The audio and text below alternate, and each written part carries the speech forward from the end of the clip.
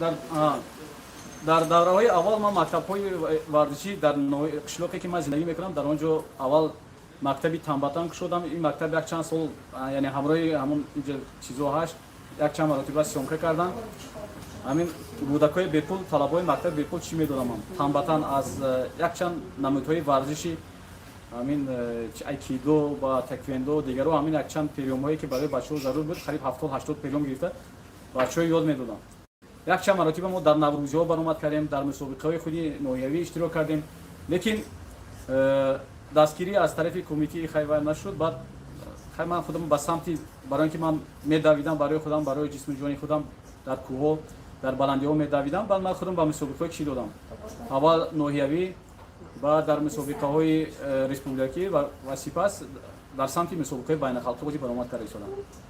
Ман шогирдони бисёре дорам ва фахр мекунам ки имрӯз шогирдонам маро ҳамчун устод уён бисёр хизмати мекунанд. Ман мехоҳам ки Тоҷикистон ин ватани ман аст. Метавонам ки ман дар тамоми ҷои Тоҷикистон агар спортзал бошад, агар таклиф кунам марҳамат, ман шогирдони беҳтарин тaqdim мекунам.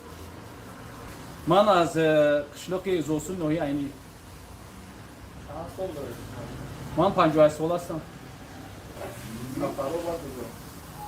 ман рӯзи 8 сентябр мехоҳам ки дар шаҳри Перм дар мусобиқаи байналхалқие ки дар шаҳри Перм мегузарад иштирок кунам ва дар он ҷо Тоҷикистонро муаррифӣ кунам ва баъд аз он рӯзи 22 моҳи сентябр ба шаҳри Москав меравам. Дар он ҷо дар мусобиқаи байналхалқӣ иштирок мекунам, сипас ба Тоҷикистон бармегардам.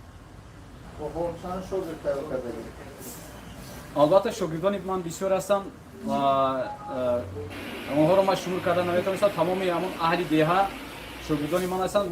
бешари онҳо дар шаҳрҳои Душанбе мехонанд. дар давҳои масалан дар шаҳри Душанбе мегузашт дар давҳои байналхалқӣ якчанд нафар иштирок карданд. муаллимаҳои тарбияи исмонӣ ҳастанд, яъне муаллимаи тарбияи исмонӣ ва бисёри онҳо донишҷӯ ҳастанд. хай ба ҳамаи шумо мардуми муҳоҷир, тоҷиконе ки дар шаҳрҳои муҳоҷир ҳастанд, солимӣ ҷисму ҷон мехоҳам. ба диққати ҳамаи шумо раҳмат. солим бошед.